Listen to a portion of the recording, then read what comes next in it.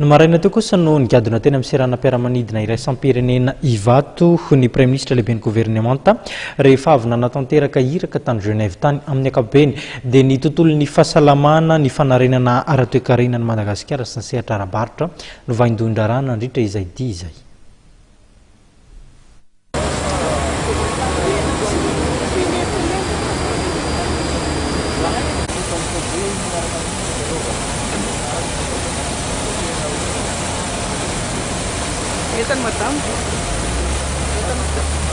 Nigadona teny amin'ny seranam-piaramanidina Ivato vao mangiran-dratsy ny Premier ministre lehiben'ny gouvernemanta sady ministry ny fahasalamam-bahoaka ny Dr Cool Roger.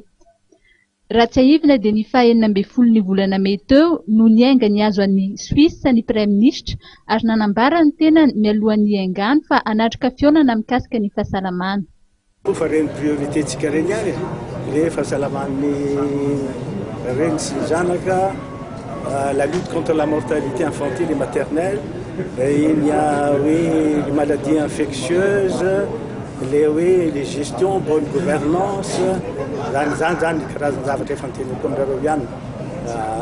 les maladies comme sida, tuberculose, les zones priorité. Il reste à quoi on a no mba ahafana olona afaka ampiasa anokatra tsara ireo hôpitaly manara-penitra ireo ohatrany tsy ampiampy any efa mandeha ihany sasany amin'ireo nefa me tsy ampiampy tsy ampy fitaovana tsy ampy olona hiasa ao olona mahay mampiasa ny zavatra ao anatiny zany.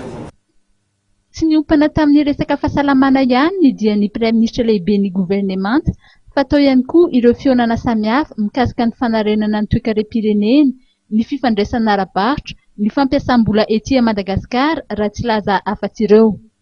Tonga ny tsenan'ny Premier ministre lehiben'ny gouvernemanta teny Ivato moa ireo mpikambana eo anivon'ny gouvernemanta sy ireo mpiara-miasa aminy. Raha ny androany dia tsy mbola nisy aloha ny resaka ny fanaovan'ny lehiben'ny gouvernemanta tamin'ny mpampalala vaovao.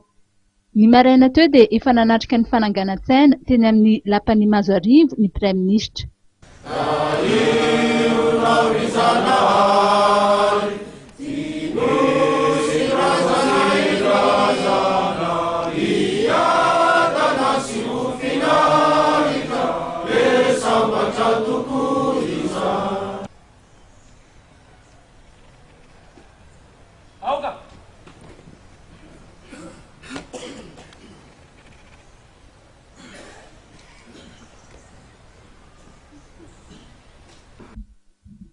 Tafiditra tao anatin'ny fandaharam-potoanan'ny Premier ministre androany ny fionana tamin'ny filohan'ny Repoblika Hery Rajaonarimampianina.